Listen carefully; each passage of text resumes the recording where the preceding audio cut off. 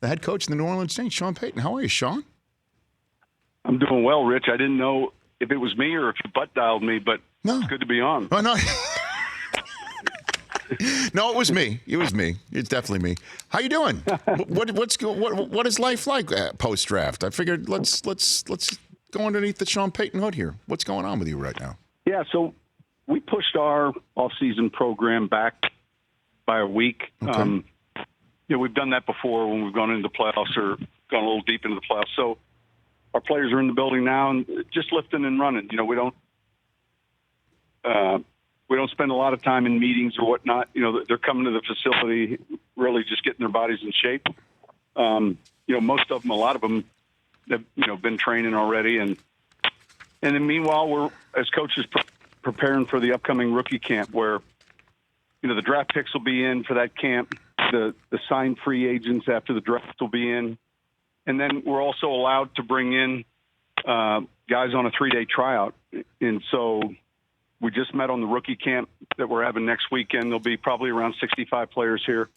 A third of which will be draft players, free agents, and then I would say 2/3 will be on a tryout basis. Well, it looks like you got yourself a new center with the first overall pick of your draft in the second round out of Texas A&M, that kid Eric McCoy. And it was a really nice moment for us in our draft coverage to look on him when he was apparently either on the phone with you or Mickey Loomis, finding out that his dream was coming true. He's not only going to the NFL, but he's going to snap the football to Drew Brees of all people. What was that like when you got on the phone with him, Sean?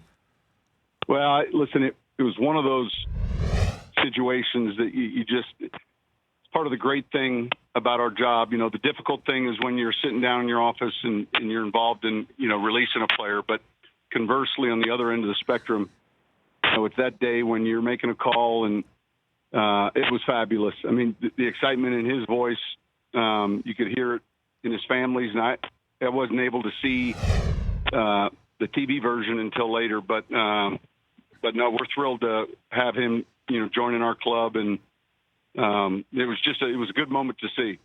Now, how did Max Unger's retirement reconfigured your draft board?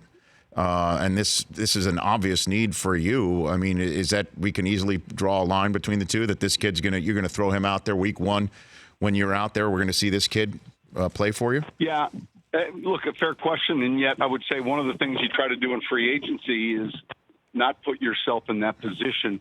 We signed Nick Easton from Minnesota, who started for them a full season at center, and also played guard for them. So.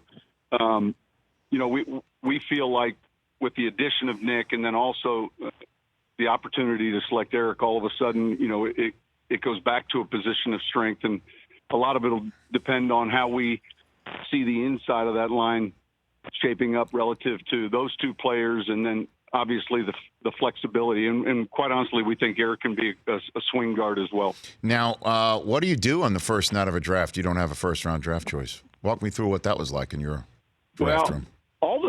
Every element that you typically do during the weeks leading up to the draft take place the same way. The board's set, all of it. The grades are set. You're all in there. You got your sport coat or suit on. It's the first round, because you don't know if all of a sudden there's that opportunity with a team to move forward, and it went, I would say, fairly, unremarkably. I mean, it went fairly smooth. There were maybe a few trades, maybe a couple surprise picks, and it ends at 32, and here you go. And more importantly, when it ends, you've got, a couple hours to look closely at it, knowing you're going to get started the next day at 6 p.m., an hour earlier, but really a chance to begin to target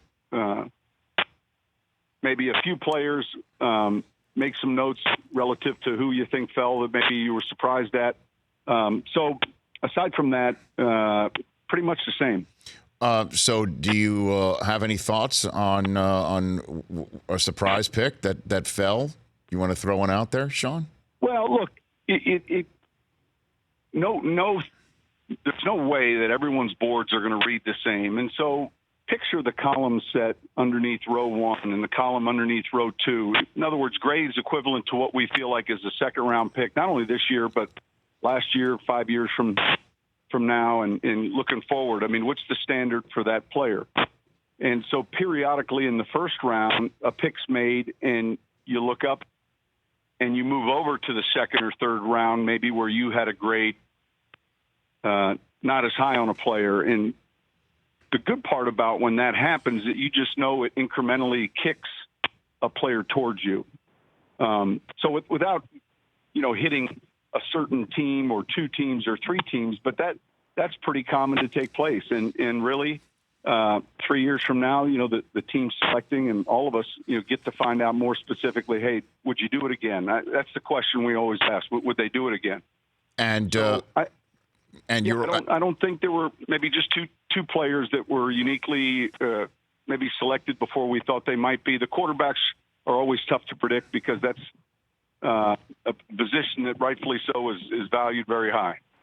And you're also evaluating the draft coverage at the same time, right, Sean? We're back and forth. We're primary with Eisen and Network. Mm-hmm. Secondary with ESPN on no volume. I appreciate that. If we're ever selected and you guys on commercial, we switch over. But you guys do a great job.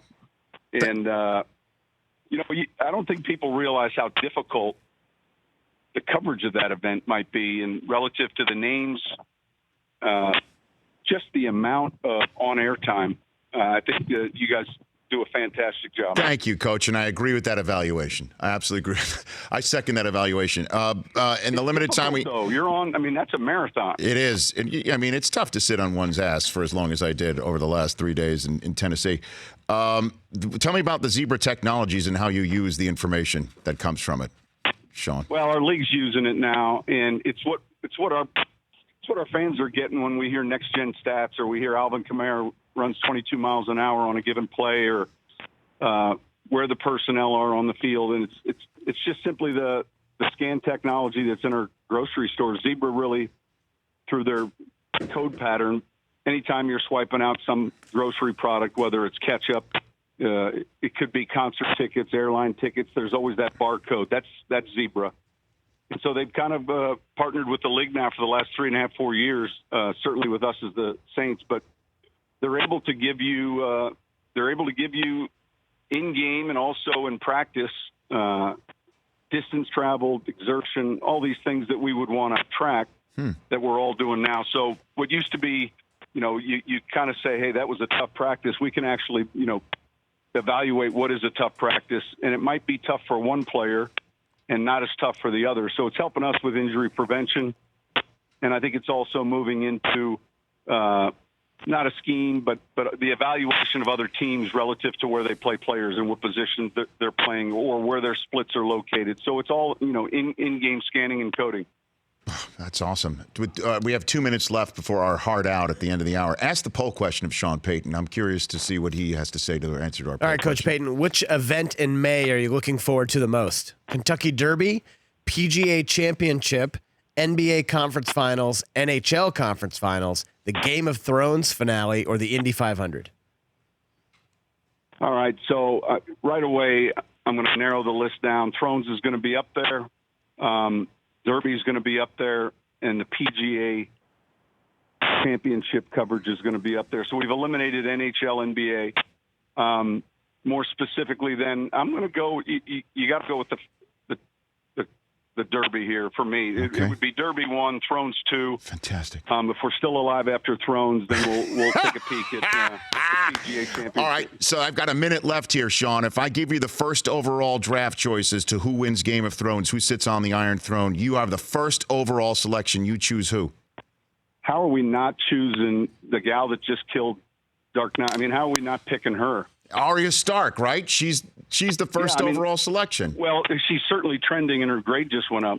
I mean, how do we not raise her grade to a first? I'm taking her. Tremendous upside. I agree with you. My backup pick is the three-eyed crow. I think those two just have special powers no one else has.